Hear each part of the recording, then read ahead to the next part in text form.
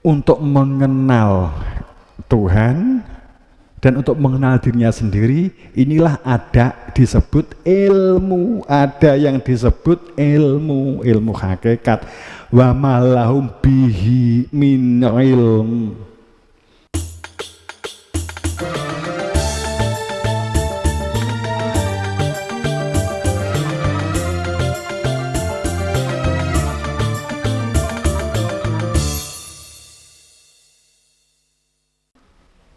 Kemudian kita cuma coba meniru perilakunya menjadi perilaku budaya.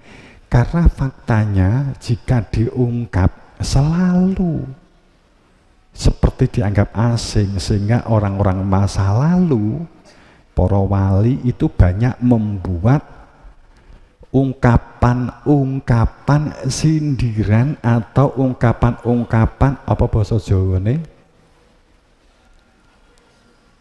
Apa? Sanepan golek ana gung susuing angin kan gitu. Nek wis kowe, kalau kamu sudah bisa menguasai alasti brasara, golek ana ngilmune kuwi tempatnya di laut segara kolbu. Carilah galihnya kangkung.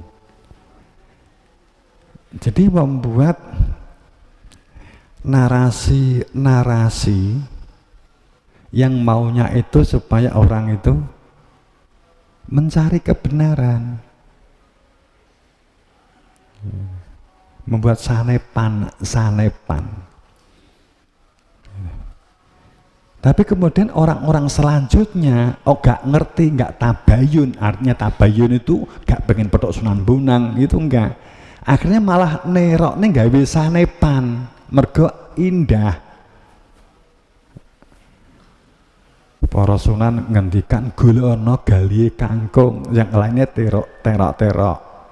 Golekana galihe kerangkong, kan gitu, nerokne.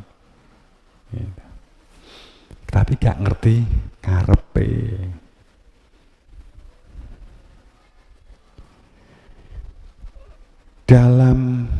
Dalam kehidupannya para imam dan para pengikutnya yang bersembunyi terus menerus, hampir karena semua setelah Nabi Muhammad hampir semuanya dikejar-kejar, dibunuh, difitnah, diolok-olok, sehingga sampai ciri kebenaran itu selalu dibenci, diolok-olok, kan gitu.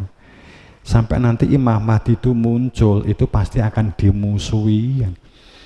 Ya memang selama ini dimusuhi, tidak pernah berhenti dari permusuhan itu.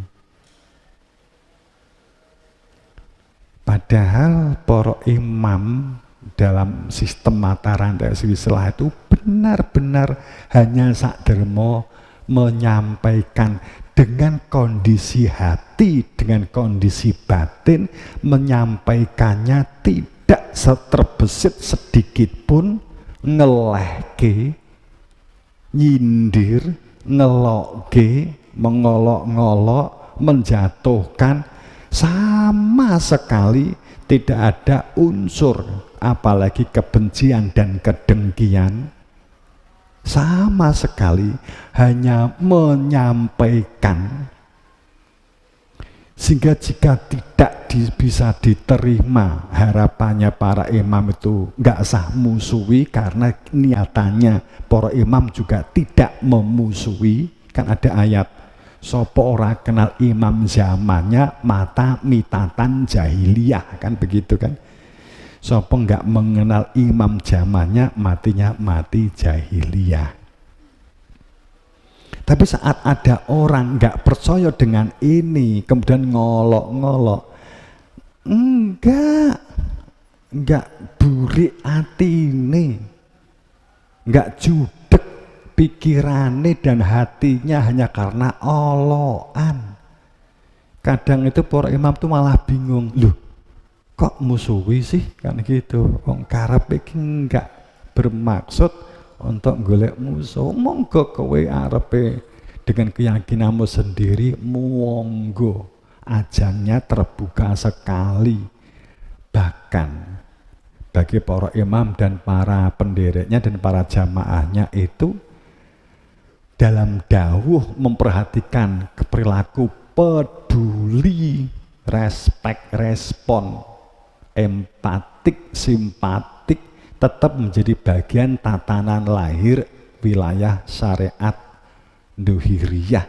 Itu tetap menjadi bagian perilaku ibadah ubudiyah bagi hamba.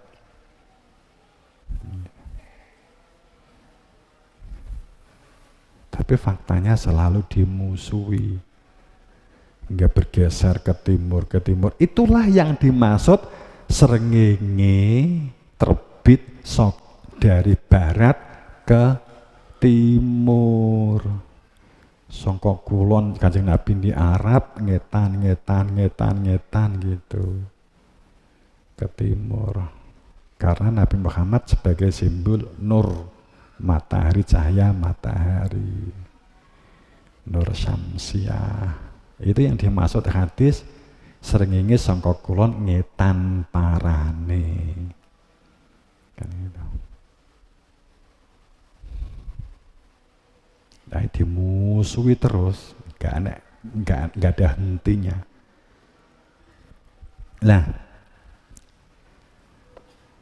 sepertinya Tuhan itu selama ini hak kekuasaan Tuhan dalam mewujudkan kebenaran akhlak muncul permukaan tetap wilayahnya Tuhan, hak Tuhan, kuasa Tuhan itu tetap. Karena para imam juga berlaku seperti ngendikane Kanjeng Nabi Quran bahwa kamu itu juga manusia biasa, mithlukum, kamu juga manusia biasa, hanya saja saya ini oleh Allah diberi risalah untuk menyampaikan ilahi nuhila ilaha ilahuwa, untuk menyampaikan risalah, menunjukkan keberadaan Dia. Tugas saya hanya menyampaikan wa ma yantiqul anil hawa ila wahyu yuha. Saya hanya sekedar menyampaikan wahyu atau inisiasi bisik, ditunjukkan keberadaan Dia. Gak nompo yo monggo, nek nompo yo nyuwuna ilmu, tapi nek gak yo aja musuhi, rilek wae, kowe butuh mangan yo maturo gitu loh.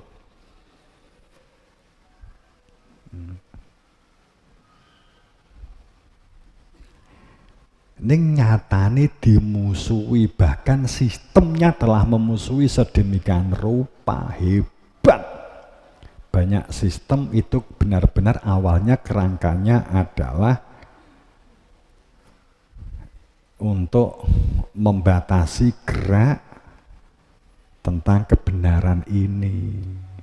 Nabi Muhammad kepada Sayyidina Ali, kemudian di kota dituduh si A, kenal karo si A, ora aku jane. Kan gitu. Sebagai contoh kan begitu. Ya.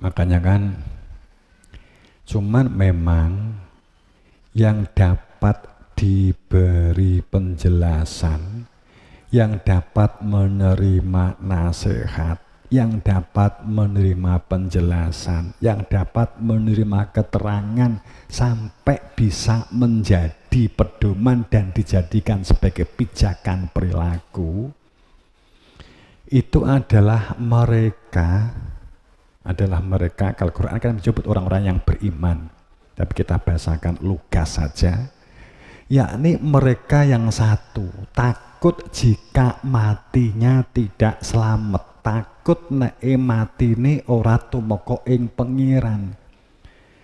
Apakah tidak pernah merasakan ragu sih? Kalau kita meninggal, sedang kita nggak tahu tujuan, kita nggak mengenal Tuhan sehingga kita tidak tahu tujuan hidup. Kita tidak pernah tahu akhirat, tidak tahu alamatnya akhirat.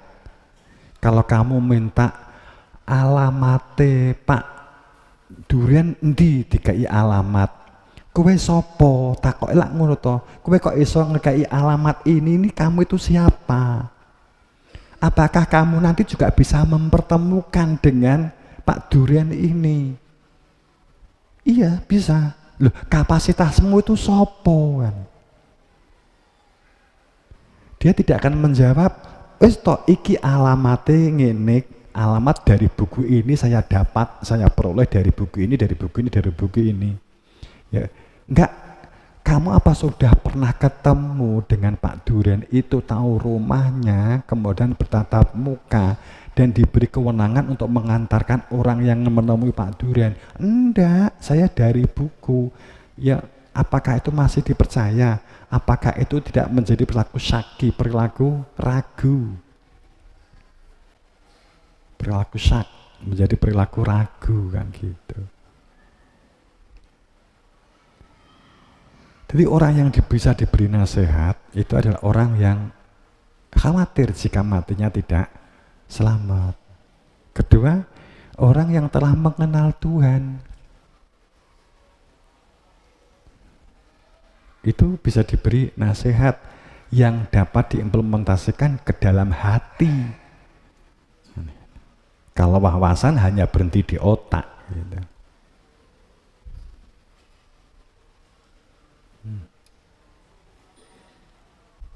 Jadi kalau ada ungkapan bahwa kamu gak usah takut atau berpikir ngapain besok ya besok, sekarang ya sekarang, mati ya mati aja kan gitu. Apabila kita berprinsip demikian, kok rumit, kok runyi, apa iya Tuhan dapat dikenali? Kalau Tuhan gak dapat dikenali, apa gunanya Nabi Muhammad, Nabi Isa, Nabi Daud, Nabi Sulaiman, Nabi Harun, Nabi Musa, Nabi Ibrahim diturunkan ke bumi? Memang beliau kedauan biamrina oleh Allah dengan perintah kami. Kaminya itu milik Allah dan ada khalifah di muka bumi yang menunjuk pelanjutnya untuk menunjukkan ilahi nuhi la ilaha illahua, untuk menunjukkan keberadaan dia.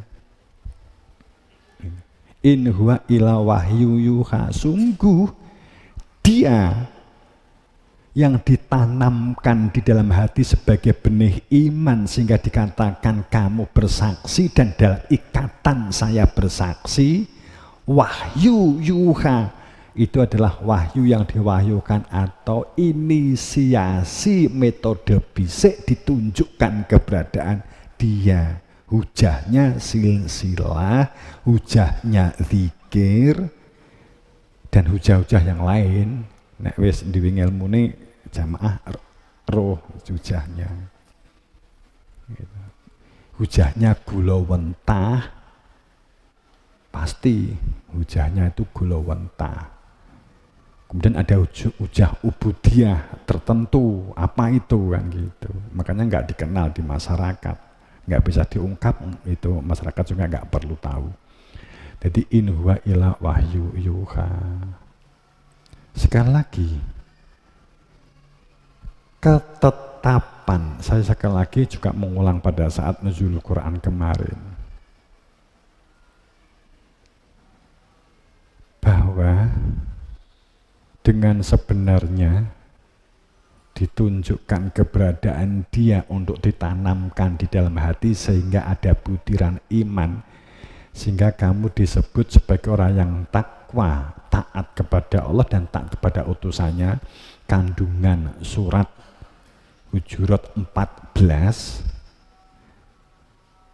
sepertinya ada perintah di surat 14 itu, genepono perilaku Islammu kuwi, genepono perilaku baikmu, genepono perilaku solehmu itu dengan butiran iman, karena ketaatan yang diminta atau atun ma'rufah, ketaatan yang dikenal.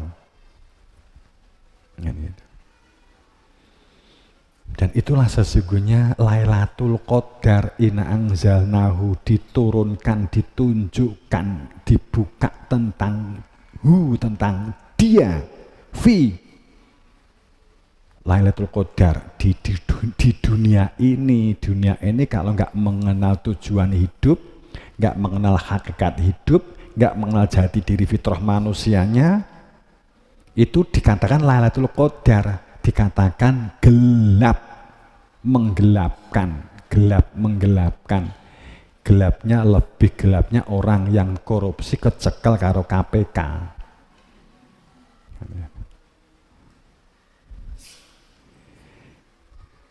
Kita semua tuh jelas mati. Ben wong ya tahu bahwa setiap diri itu pasti mati, dan banyak orang juga melihat banyak orang dikubur lewat pendosa, lewat juga sering kan gitu kan. Tapi mungkin apakah karena seringnya melihat orang mati, sehingga melihat orang mati itu ya justru alhamdulillah ento ambeng kan gitu. Tidak memiliki dampak, aku nek mati nanti gimana ya kan gitu.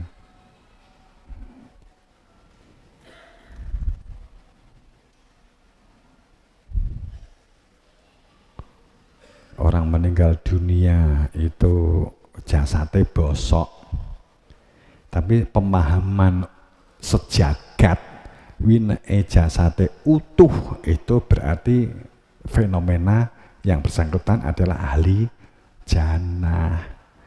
Kewalik-walik karo Quran, kewalik-walik gitu loh. Wong mati ruhnya itu Quran menyebut masuk,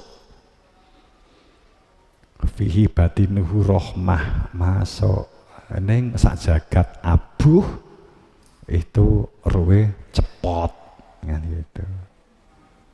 Kan itu.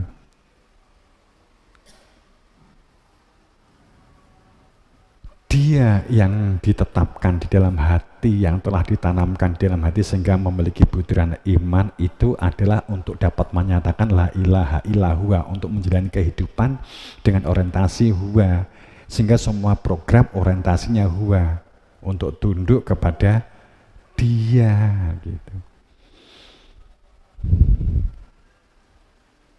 Alimul ghaibi, adanya ilmu keberadaan dia, ilmu yang menjadikan seseorang itu bersaksi.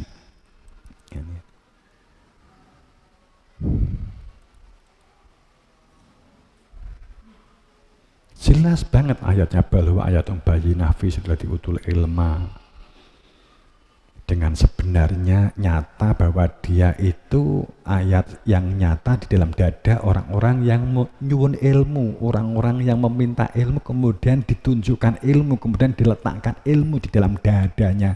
Jadi ilmu ini diletakkan di dalam dada, ada metodenya. Inilah yang sesungguhnya fenomena-fenomena saat ini yang terjadi.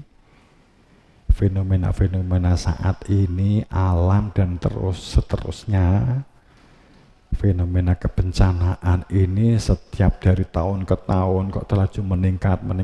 Sekarang ini sudah masuk nggak tahun demi tahun, tapi bulan demi bulan, dan kemudian nanti kan minggu demi minggu, hari demi hari kan. Kalau itu benar, karena ada ketetapan bahwa selama ini sebenarnya Tuhan itu mengabaikan, karena menungso yo mengabaikan tentang keberadaan ilmu, mengabaikan keberadaan hakikat, malah gawe rumusan diri,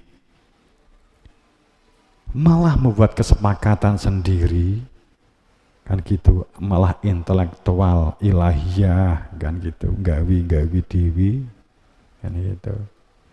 Selama ini karena Gusti Allah mung ditonton, sepertinya kan begitu. Wes tak tonton iki menungso ki.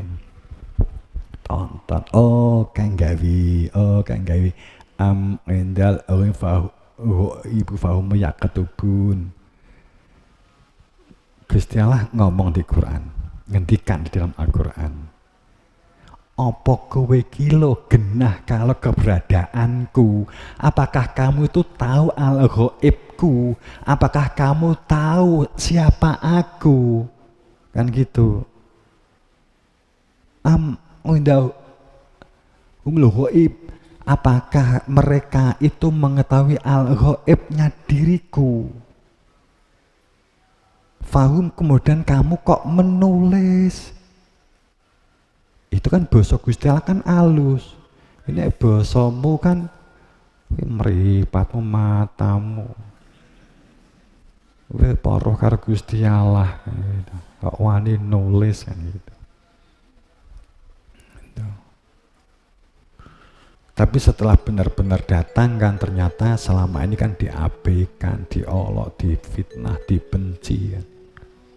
Maka adab min fauqikum, muncul petir, puting beliung, angin topan, tornado, hujan, banjir, penyakit, material gunung meletus, hama tanaman. Ini yang ngomong Quran ya. Akan ada saat situasi seperti ini. Ada pemintahti arjulikum, dari bawah kakimu berupa lindu, gempa-gempa, longsor, rob, muncul lumpur, gas, air panas. Jika ini sudah banyak muncul di beberapa titik, maka itu menuju di jalan wazaqal batil.